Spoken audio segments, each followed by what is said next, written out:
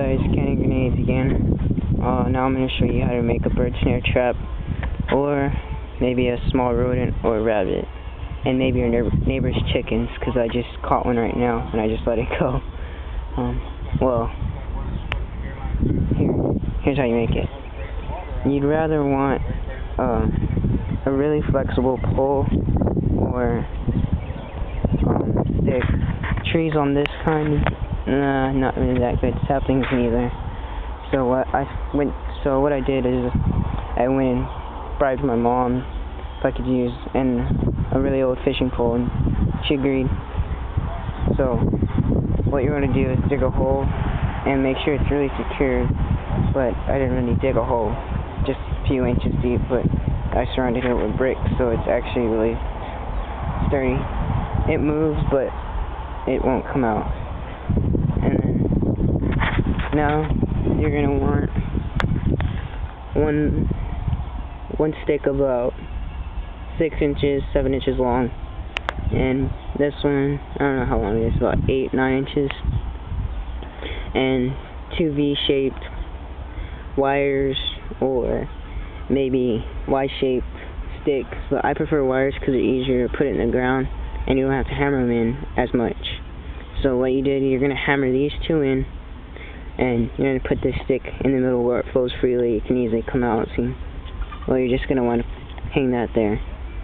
Alright, I don't know what this is doing over here. Alright, now this is called the trigger stick, and you can sharpen it on both sides like how I did. It makes it very sensitive, and that's a trick to catching a lot of animals more effectively. This, I don't know what it's called, a notch or whatever. I guess it's easier to shave one side, so you know which side's gonna go on the bottom and which slides easier out from the stick that flows freely. And you're gonna have a fishing wire tied from the tip of that to down here on this notch, and another one from the notch down to a little loop down there. I'll show you in a minute. Alright, what you're gonna do is bring this down. It's very difficult with one hand.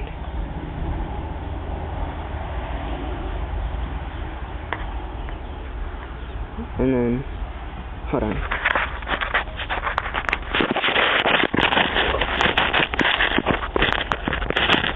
I don't know if you can see this.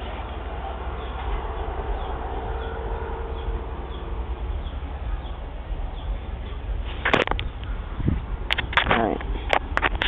Now, I put the trigger stick on that notch, so the force right here is not being let go, and it's not being pulled out, and this is held up right there. The higher you put it, the more sensitive it will be. But yeah, and as you can tell, it's starting to bend at that point. Well, here's a loop.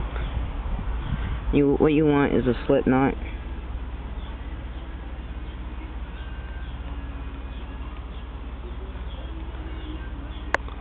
Hold on.